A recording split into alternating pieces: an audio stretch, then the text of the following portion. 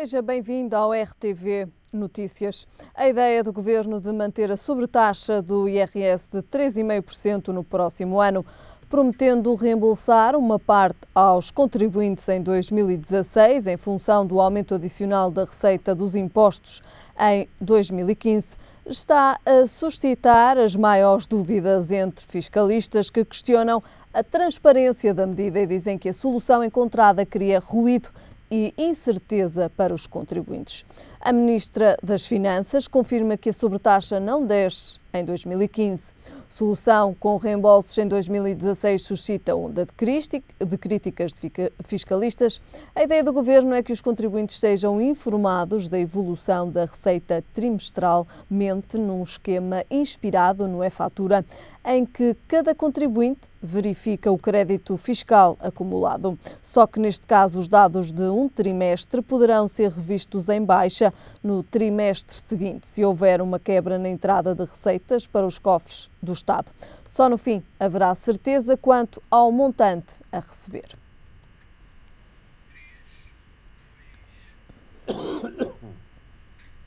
Passamos agora ao nosso comentário com o António Meira. O António Meira, muito boa tarde. Começamos com o déficit orçamental português. Bruxelas teme que atinja os 7,5%. Bruxelas teme e eu também. Eu também temo, não acredito. A previsão do orçamento para 2005 é de 2,5%. O teto do déficit são 3%, acordado por todos os países da zona euro. Não acredito que nem os 2,5% nem os 3% sejam cumpridos. E Bruxelas teme que chegue a 7,5% por força das novas fórmulas de cálculo dos orçamentos dos Estados da zona euro. Também não sei se chegará aos 7,5%. Se chegar aos 7,5% é um valor muito negativo para o nosso país, para a economia e também para a Europa. Isto só prova que todos estes... trabalho também ainda para fazer. Há muito trabalho a fazer. Claro que os 7,5% para que o déficit chegue aos 7,5%, é necessário incorporar determinadas situações que aconteceram no país, como é o caso do BES, não é?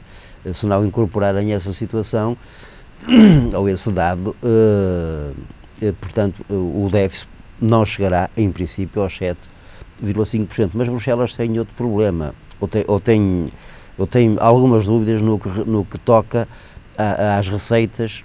Sim. E às despesas sociais. Era bom que Portugal, de facto, passasse um 2015 de outra forma, para todos nós, para todos os cidadãos do país, para os próprios políticos que não conseguem erguer-se já da lama, e para aquelas pessoas que foram penalizadas nos últimos anos. De uma forma geral, fomos todos penalizados nos impostos, uns de uma maneira... Uns através de impostos diretos, que é o caso, por exemplo, do combustível, e outros através de impostos diretos, que é o caso do IRS. Portanto, pelo menos as famílias que foram penalizadas através dos impostos diretos deviam ter um alívio em 2015. De qualquer forma, eu também me sinto um pouco confiante na economia, sinto mais confiante no desempenho da economia do que no desempenho da política. Hoje saiu um dado do nosso país, da produção industrial, em que foi a melhor produção industrial de um país da zona euro. Ao contrário da Itália e da França e até da Alemanha, que também saiu hoje esse indicador económico, em que neste momento está a colocar a Alemanha numa pré-recessão já. Mas mesmo assim não creio que o Governo atinja os 2,5% a que se está a propor, creio eu, no Orçamento de Estado para 2015. Bruxelas diz ainda que a meta do déficit de 2015 só é alcançada com medidas adicionais. Não há muitas medidas adicionais. As medidas adicionais é aumentar os impostos, não há outras medidas adicionais. Ou então reduzir os gastos do governo país. Não estou a ver, não vi, não acredito que o governo vá reduzir drasticamente os gastos. A forma mais fácil, e já temos falado sobre este assunto, qualquer cidadão consegue fazer um orçamento e gerir o orçamento desta forma, que é aumentando os impostos, não é? Portanto, não temos políticos, na minha opinião, competentes, independentemente de quem lá tem estado, não têm sido competentes, porque a competência dos governos não se vê ou não se revê no aumento dos impostos. Poderiam se rever no empreendedorismo da própria forma de governar, porque temos o Ministério da Economia ou o Ministério da Educação que lançam desafios à sociedade civil e privada, no caso das empresas, e falam constantemente do empreendedorismo. Eu acho que o governo também devia ir por essa via, porque aumentar impostos não é fazer nada de especial para governar um país. Portanto, não há, as medidas adicionais teriam que ser essas. O que seria muito... Não teria também que Portugal ter uma almofada orçamental? E onde é que ela está, se não for através dos impostos?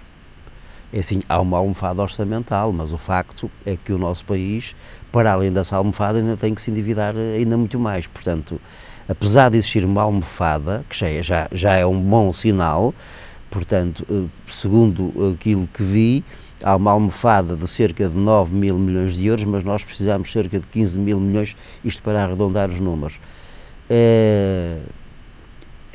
É bom ter essa almofada.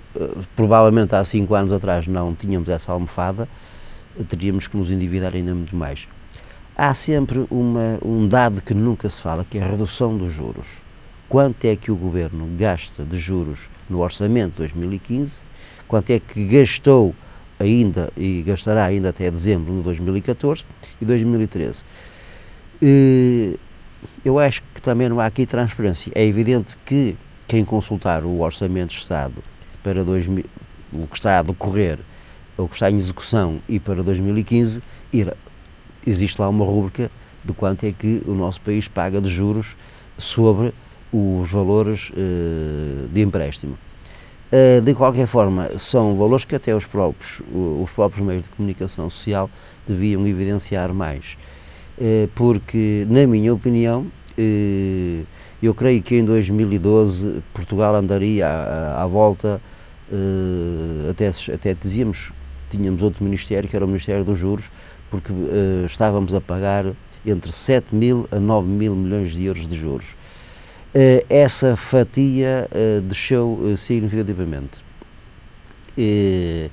Também é daí que nasce a almofada. Portanto, os orçamentos prevêem uma verba para pagamento de juros e acabam por não pagar, e estaremos a falar em 500 milhões, 800 milhões ou 1000 milhões de euros por ano. Portanto, as taxas de juros têm descido, é visível, e portanto o país está a pagar menos juros.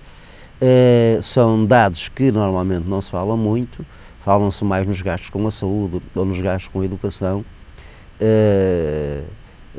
e portanto há aqui dados que de facto devia-se falar mais, mas poderemos um dia mais para a frente, em princípio o orçamento será aprovado, falar um pouco mais também destes custos com os juros que Portugal paga.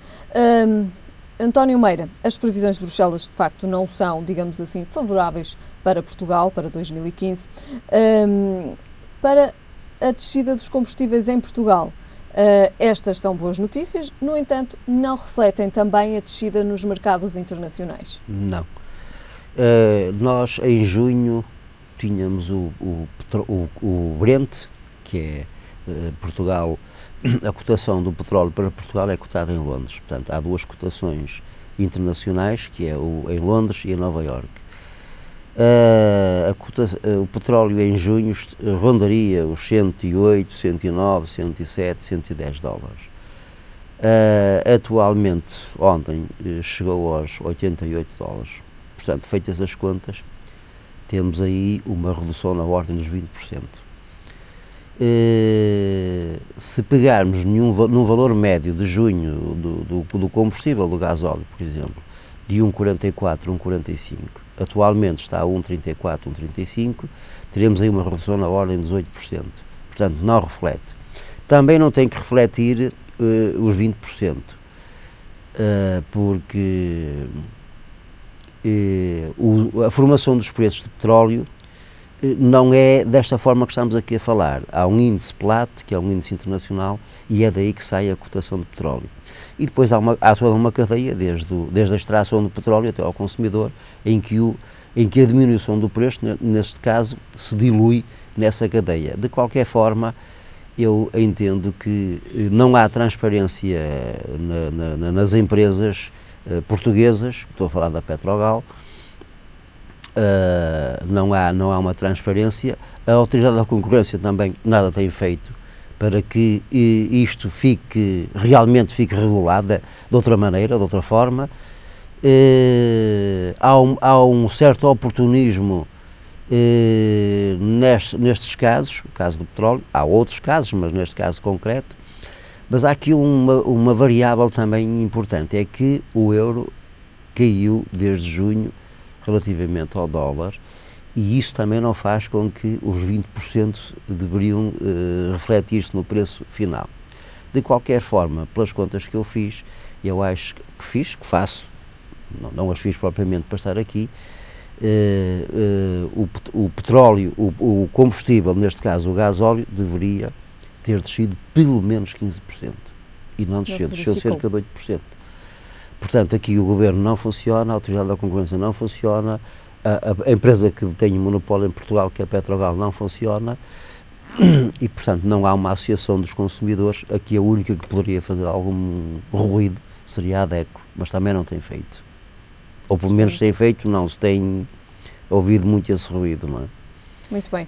António Meira, embora de facto estes preços não reflitam de facto a descida nos mercados internacionais, a verdade é que são de facto já boas notícias para Portugal, que tem tido, digamos assim, uma escalada de aumento. Sim, já são boas notícias. É evidente que nas empresas low cost de distribuição de combustíveis, esse valor, mesmo nessas não se verifica esta redução, porque eu muitas vezes também meto combustível a 1,24, 1,25, já meto há cerca de 2 meses, e o petróleo nos últimos 2 meses desceu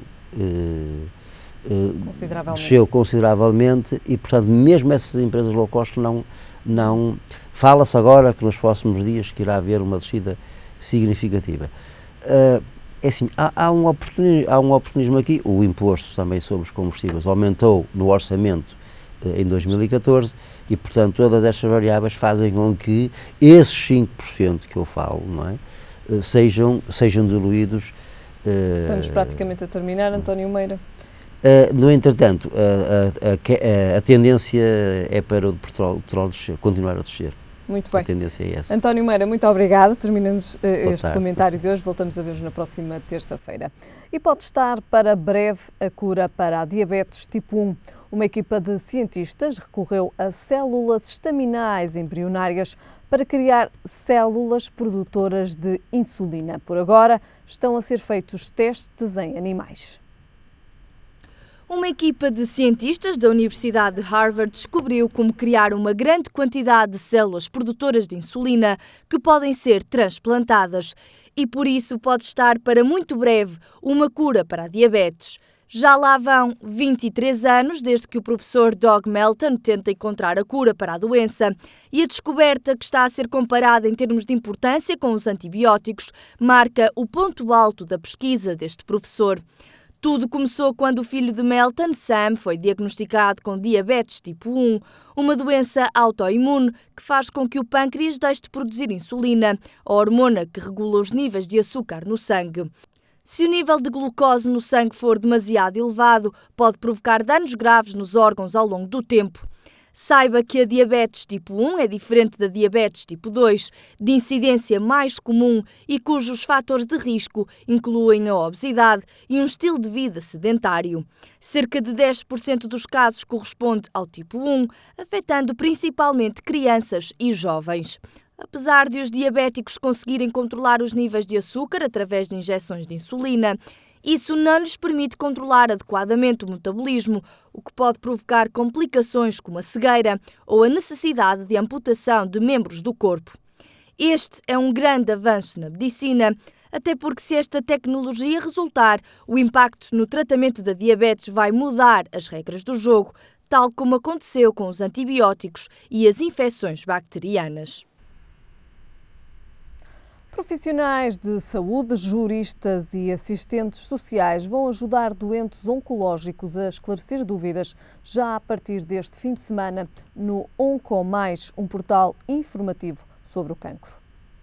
Um portal de informação sobre o cancro em português com informação credível, cientificamente correta e divulgada de uma forma simples para que possa ser compreendida e utilizada pelas pessoas no dia-a-dia é o objetivo do OncoMais. O portal pretende disponibilizar informação compreensível para a maioria das pessoas, para lhes dar os meios e as ferramentas para que possam procurar os recursos disponíveis na sociedade, na comunidade e no país e usarem-nos da forma mais adequada e mais atempada. Os doentes e os familiares podem colocar as suas dúvidas à equipa que criou e gera o portal, formada por médicos oncologistas, psicólogos, assistentes sociais, nutricionistas, fisioterapeutas e sociólogos. No entanto, o site apenas irá responder a perguntas gerais e nunca a casos concretos. Perante o aumento da incidência do cancro, o portal torna-se fundamental para que as pessoas possam ter um papel ativo na prevenção, no diagnóstico precoce e no acompanhamento dos tratamentos. Com base numa recolha de artigos científicos feitos nos últimos anos, Eric Barker, especialista na área do comportamento humano, dá 10 dicas sobre a forma como os pais podem ajudar os filhos a desenvolverem as capacidades cognitivas. Existem pequenas coisas que podem fazer a diferença no desenvolvimento cognitivo dos seus filhos.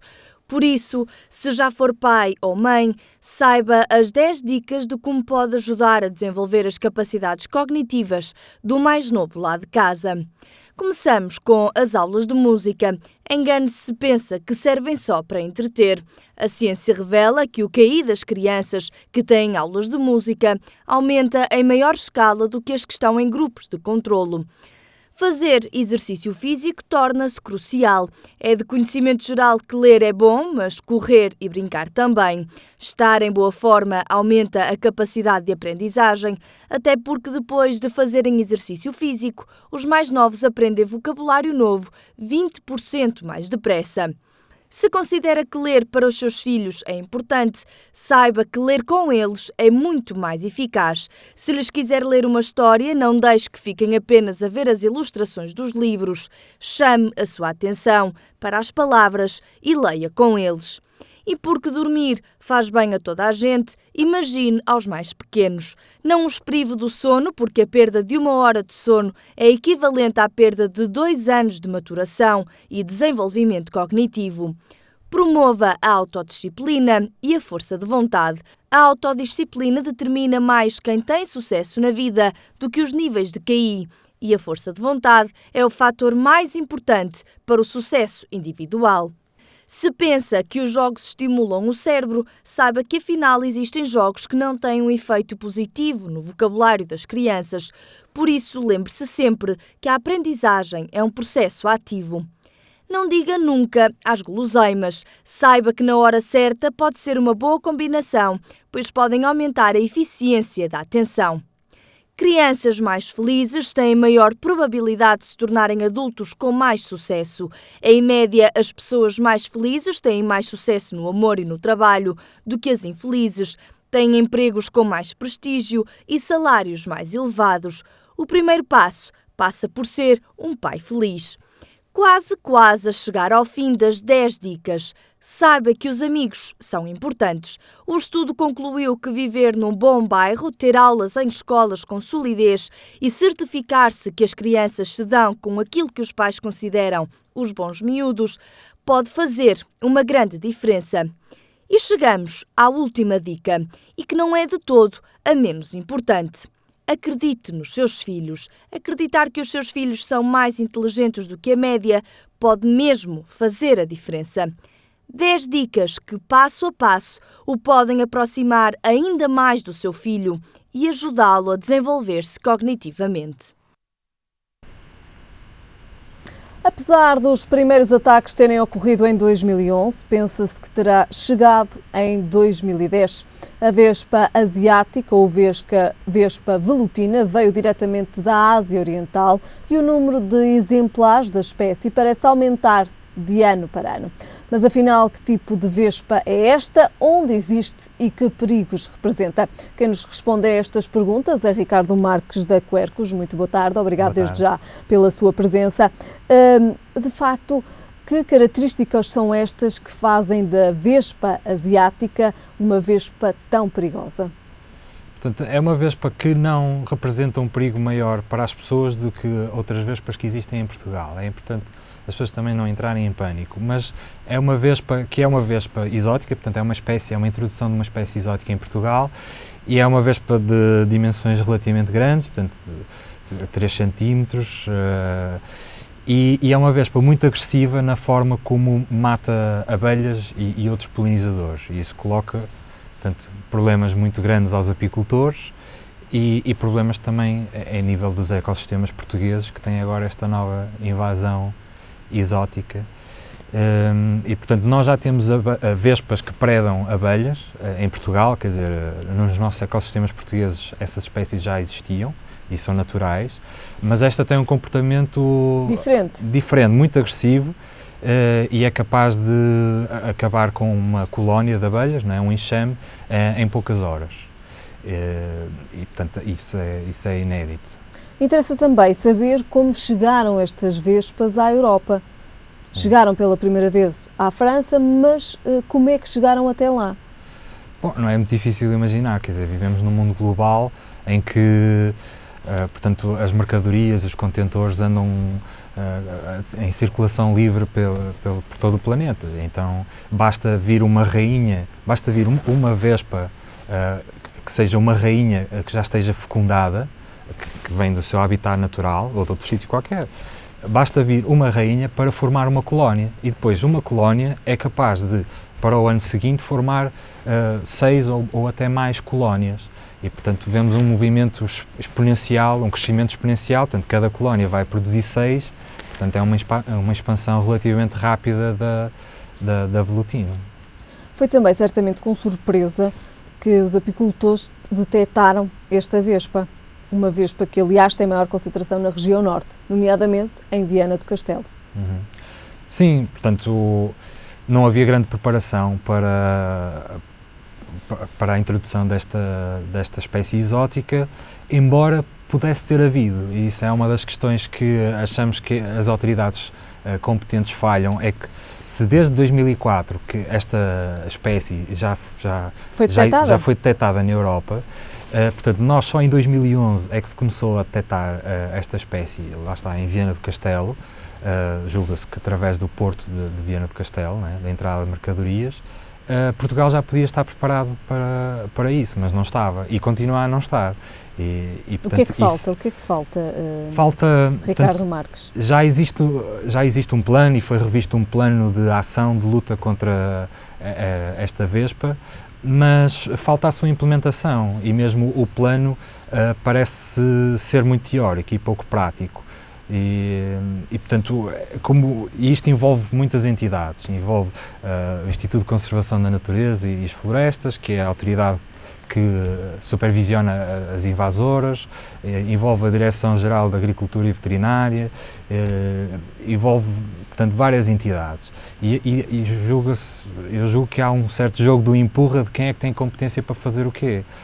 E nesse jogo do empurra acaba por não haver uma eficácia na eliminação dos ninhos, na detecção dos ninhos, no apoio aos apicultores, pronto, numa resposta a uma comunidade, não só de apicultores, mas da população geral, que quer ver um plano a ser implementado e que parece ainda não estar a ser implementado, ou pelo menos com a força que se... Com a eficácia que seria de esperar. Que era exigida, sim. Para já, certamente, há quem também mate estes enxames, digamos assim, por iniciativa própria. Sim, é verdade. E isso também pode ser perigoso, porque é perigoso para a pessoa que o está a fazer, é perigoso porque a vespa velutina faz ninhos relativamente grandes, com mais de meio metro de diâmetro, e a alturas bastante grandes. Faz normalmente ninho em árvores a mais de 5 metros de altura. Portanto, será uma operação para profissionais, para pessoas bem preparadas, e porque depois, se não eliminarem corretamente o ninho, por exemplo, se deixarem cair o ninho e ele se desfizer no chão, isso ainda é pior do que não fazer nada, porque provavelmente vão sair de lá rainhas ou até obreiras das vespas podem transformar-se em rainhas e ir colonizar muitos outros sítios. Portanto, isto é realmente não é uma matéria para amadores, devia ser uma questão que as autoridades competentes deviam dar importância e assumir como sua responsabilidade. A noite é a melhor altura para se, digamos assim, se desfazerem de um ninho de vespa asiática? Sim. Sim, porque é uma altura em que as vespas estão em menor atividade, porque também as abelhas estão recolhidas, as abelhas não trabalham à noite, só trabalham com a luz do dia. E então, sim, será o momento em que as vespas estão mais recolhidas e mais calmas, à noite e o amanhecer. Que cuidados tem que se ter com esta vespa? Bom, no fundo, lá está, depende se estamos a falar de apicultores ou da população em geral.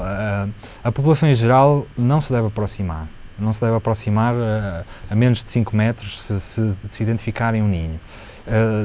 Depois, lá está, a população deve comunicar, por exemplo, à linha SOS Ambiente, eu não sei o número de cor, mas Mas puder, deve fazê-lo? Sim, SOS Ambiente deve fazê-lo e comunicar às autoridades oficiais. Portanto, a população não se deve aproximar das vespas, mas lá está, mais uma vez, não entrar em pânico, não são mais perigosas que as vespas comuns ou a vespa. Em Portugal também existem vespas grandes, autóctones, e não representam um risco maior.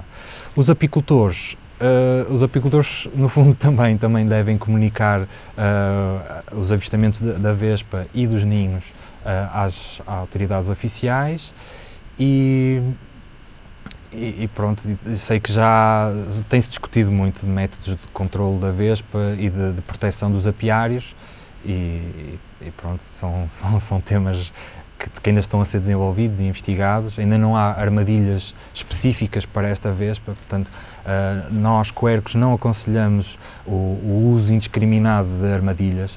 Aceitamos o uso de armadilhas, um uso pontual para identificação da vespa, portanto, para ver que a vespa já chegou a determinado local, mas o uso indiscriminado dessa armadilha vai originar que muitas espécies não alvo, ou seja, espécies portuguesas de insetos, sejam mortas indiscriminadamente, e nós não queremos isso. A Quercos tem também em mãos uma campanha de polinização. É uma campanha de proteção dos polinizadores, sim. Portanto, a campanha está relativamente bem descrita no site polinizadores.quercos.pt e, portanto, sentimos que não só os polinizadores estão em risco, não só pela questão da vespa velutina, mas no geral, por uma agricultura intensiva, por a destruição da habitat, portanto, por muitos motivos. É preciso sensibilizar. É preciso sensibilizar e os polinizadores são mesmo muito importantes. Não são só abelhas, há muitos insetos polinizadores. Sem a polinização, ficávamos com a nossa dieta muito reduzida em termos de frutas, de legumes, portanto, é um grande problema para a nossa alimentação, para a produtividade da agricultura, para a produtividade natural dos ecossistemas e, portanto, decidimos também criar uma campanha de sensibilização e pronto, sensibilizar tanto a população em geral como agricultores, apicultores e tentar também fazer alguma coisa para que a situação não seja tão grave. Muito bem, a par também da vespa velutina e também de todas as explicações que certamente poderão encontrar também no site da Quercos para este tema. Ricardo Marques, muito obrigado pela sua presença, muito obrigada. É também então com a vespa velutina que terminamos este jornal, não sem antes lhe dizer qual será o estado do tempo para amanhã. E é esperada chuva forte em todo o país. Quanto a temperaturas, o Porto espera uma mínima de 18 graus e uma máxima de 22. Em Lisboa, a mínima será de 17 graus e a máxima de 22. E em Faro, a mínima será também de 17 graus e a máxima de 24. É tudo por agora. Já sabem, a informação regressa mais logo. Até lá, fique bem.